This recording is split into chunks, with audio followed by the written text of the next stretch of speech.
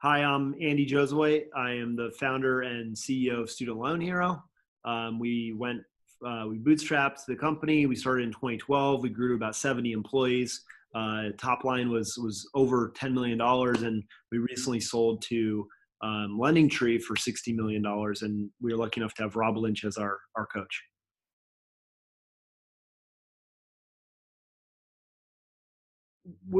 Just like a lot of other startups and entrepreneurs, at some point you start growing to a place where you're running around and you feel like you're running around with your head cut off and you're running around putting out fires. And we were growing from a few million to basically doubling that. And we were doubling headcount. We were going from somewhere around 15 employees to about 30. And it really didn't feel like we knew what we were doing. From an HR process, we were bringing people in, and we weren't sure if we were hiring the right people and how to evaluate candidates. We didn't have any strategic plan in place. And at the end of the day, it just felt like we were severely disorganized, and we were really just trying to drive the business, and it didn't feel like we had headlights. So I read a blog post that was talking about this same kind of syndrome of not knowing what to do and what the next steps were. And it was from another startup and entrepreneur, and they said that they discovered scaling up, and it gave them a roadmap and a set of principles that were really clear and easy to follow and really helped accelerate their business. And that's kind of when we started looking at bringing in a coach.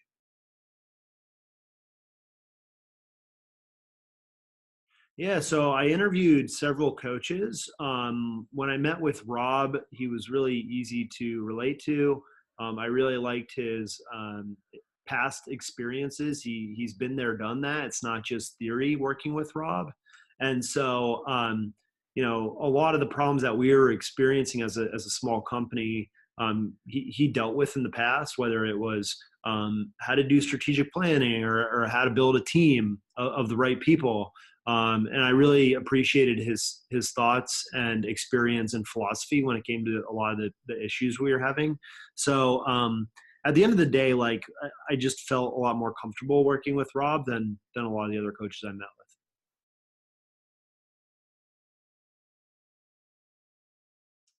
with. We discovered scaling up through another company, and I went to the scaling up website and saw Vern Harnish's video talking about scaling up and kind of what he was trying to do with the organization. And so a lot of that made sense. We were past product market fit. We didn't feel like we were a startup anymore. We kind of understood who our customer was to some degree. We were seeing some success, but now we were at the point where we were trying to accelerate the business. And scaling up is really in that gazelle phase where you're trying to scale and grow. And it's a lot of the things that break. It's you start to have these fractures in your company and these stress points. And when we discovered the Rockefeller habits, it allowed us to really clearly see the path in front of us and what we needed to do to operate like a mature organization. And I'm a very process-driven individual, so it instantly kind of connected with me and clicked. And it was daunting when we first started, but you take on a little bit at a time, and it was worth its weight in gold for us.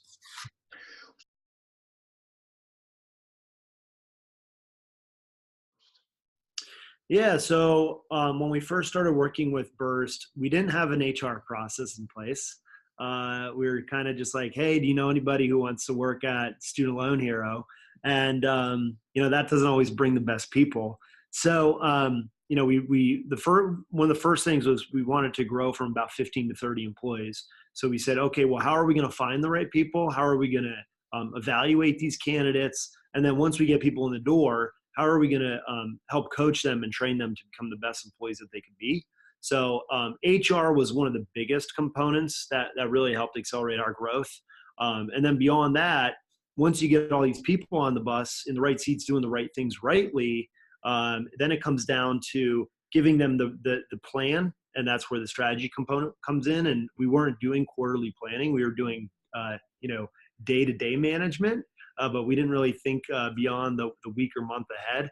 And so this allowed us to kind of take time to set aside strategic planning on a monthly basis or on a quarterly basis to really figure out where we wanted to go and what the goals were for the year, 3 or 5 years ahead.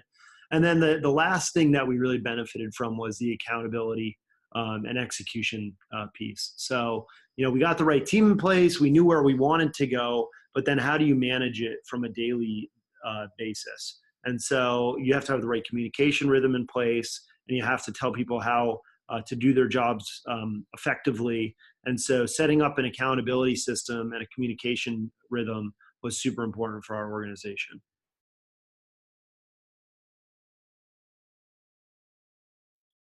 In the beginning, it was Andy making all the decisions.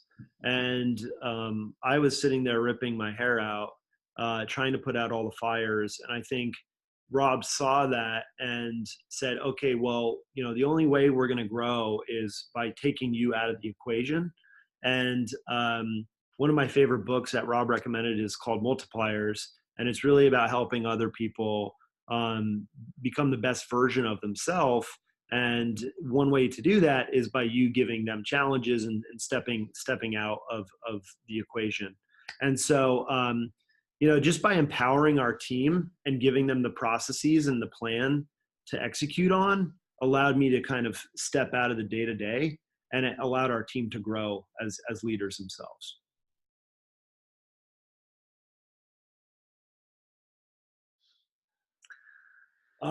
Well, in the beginning, it was primarily myself, our COO, and then our CTO. And our strategic planning was kind of the flavor of the week. We kind of just do whatever we thought was most important. And it was very top-down driven. And I think once we started implementing scaling up, it became a lot more bottom-up driven. So we interviewed the entire organization on a pretty frequent basis, either weekly or monthly, and quarterly, to understand what the biggest challenges were in the organization. And that ultimately decided our quarterly strategic roadmap. And so, I think just changing it from that top-down approach into this bottom-up approach from a strategic planning perspective really changed how we led the company.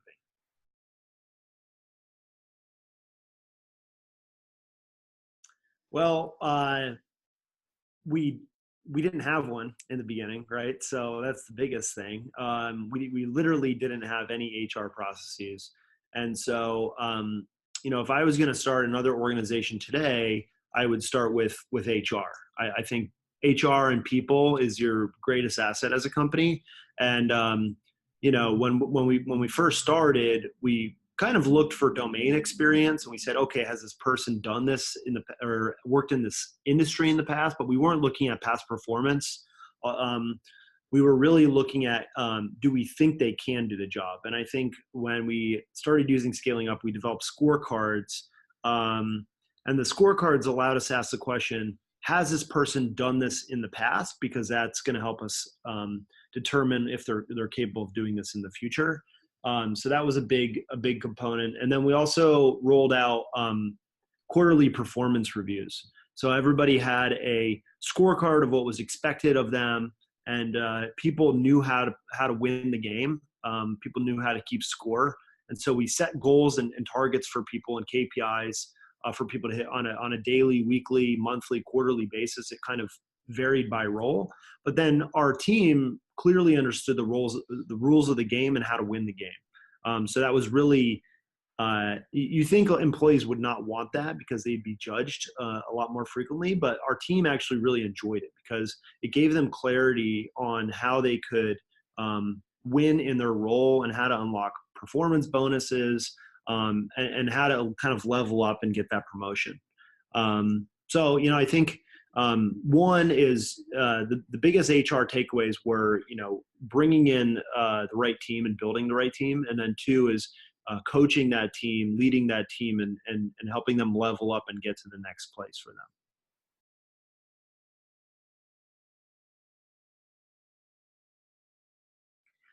Yeah, so our goals were pretty clear and simple. Every year we were trying to double the business, and so we effectively did that we started in 2012, we exited the company in 2018. And every year we pretty much doubled revenues while maintaining our same profit margin. And while we were there, I think we realized while we were working with Rob and scaling up, we realized that people at one point were our biggest limiting factor of growth. And so we doubled our headcount. We were able to double the activities that we were doing on a daily, weekly basis. And that allowed us to double our traffic to our website and ultimately allowed us to increase our conversion rates on our website, which ultimately led us to doubling revenue year over year.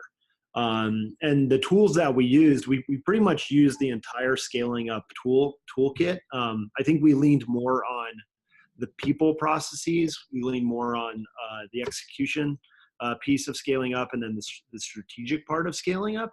The thing that we didn't really lean on the most was cash management, because we were we didn't have a huge operating overhead as a business, being an online company. But if you look at the Rockefeller Habits checklist, there's about 40 items on there, and we were trying to implement all 40 items over a 2-year period. And sometimes we'd go back and we'd see that some stuff turned red and wasn't green anymore. But really, we were trying to implement all 40 Rockefeller Habits, and then we were going to look back and say, hey, what things do we like? What things don't we like? And then we could kind of put our own flavor on Rockefeller Habits that fit our organization. And so at the end of the day, we were able to sell the company for $60 million. It was a great exit for the entire company, not just the primary shareholders. And we attributed a lot of that success to scaling up, because when we went into those acquisition meetings, we were able to say, hey, here are all the things that we've been doing as an organization, and it made us look really mature and developed and structured, and it gave us a lot of credibility as an organization.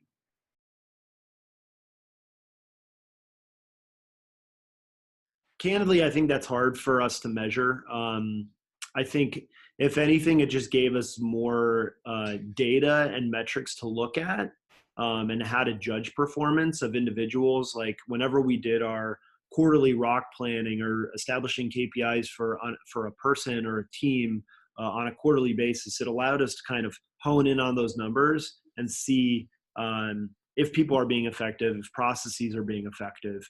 And it allowed us just to collect more data and look at the data and analyze the data. I don't know if it could be completely attributable to profitability growth, but we were able to kind of run the business using, first setting targets instead of just hoping, wishing, and dreaming, and then being able to reflect on those numbers at the end of the quarter and seeing if we're on track or not.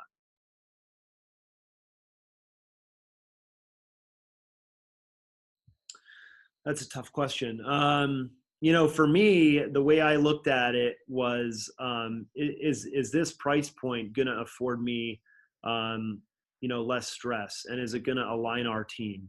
And is it going to decrease the amount of communication problems we have as a company?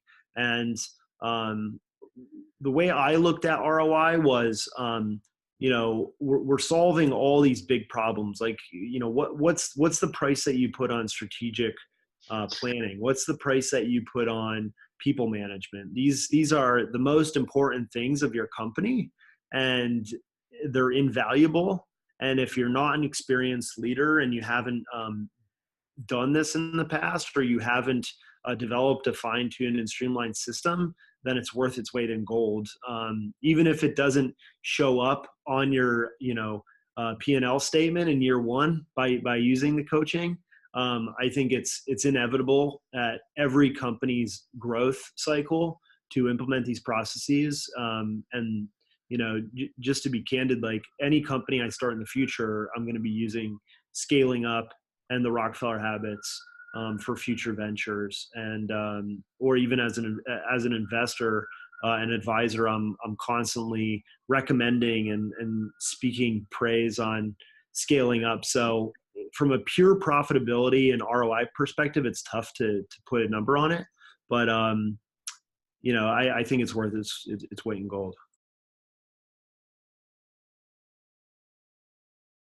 Yeah, well, I think I said this earlier, but I think our strategic planning process was, the flavor of the week, and what are the things that feels like are most on fire right now. Like we were constantly focused on putting out fires that were happening daily, and we weren't thinking long term.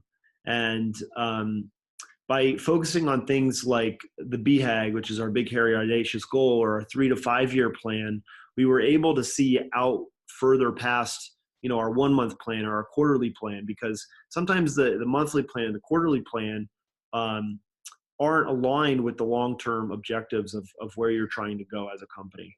And so if you start figuring out where you want to be in 3 to 5 years or 10 years or 25 years, it's going to help solidify what you need to be working on in month one and over the next quarter.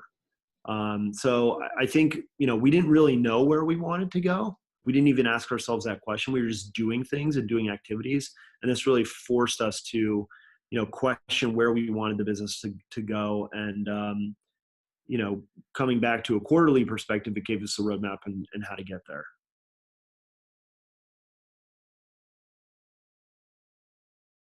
I think, working with Rob, and the biggest takeaway from coaching has been a sense of peace and a sense of calm. Obviously there's a lot of technical things you learn and a lot of education involved, but at the end of the day, you can sleep easy at night knowing that you have a plan in place and you're not running around doing management by fire. And so that peace of mind and clarity on what we needed to get done was the best part of the whole process.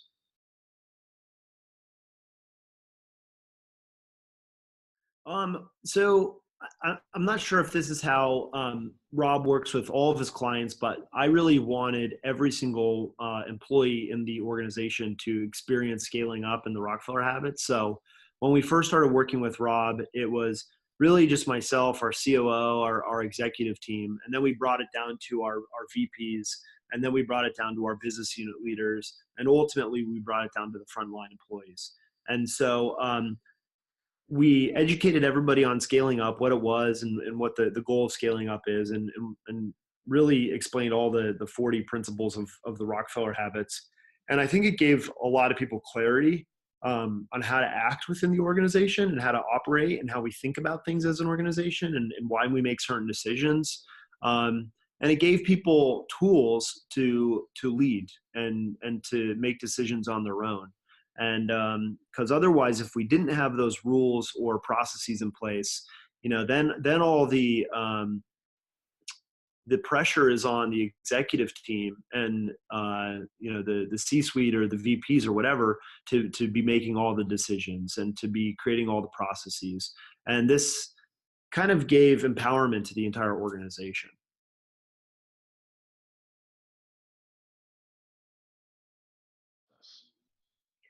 I think if you're thinking about working with Rob or implementing scaling up, I think you have to take a step back and ask, where are we in our stage of our business?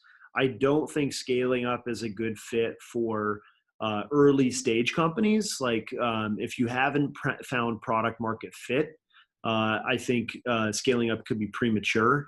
But if you already found product market fit, if you think you or believe you can grow the business, but you don't necessarily know how, or if the business is you're starting to collect cash and you're raking it in, but you feel like your hair's on fire, scaling up could be a great tool to help you find some peace and to start becoming more mature as an organization. So I think you have to really take a step back and ask yourself, what are we suffering from the most, or what do we want to achieve the most? And if you're really just looking to grow in an organized way, I think scaling up is something you should probably consider at that point.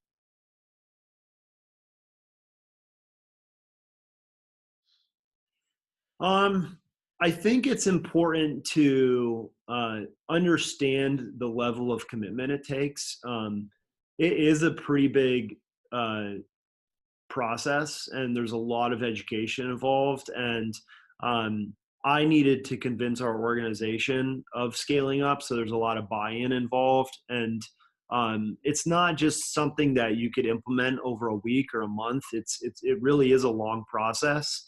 And I encourage people to do their due diligence, to read the book, to watch some videos, to really understand if it's something that they want or need before embarking on it, because it's a long process. Um, I I love it, and I rave about it to all my friends and colleagues, but it can be exhaustive, and so you got to make sure you're mentally prepared, and that your organization's at the right time before you embark on that journey.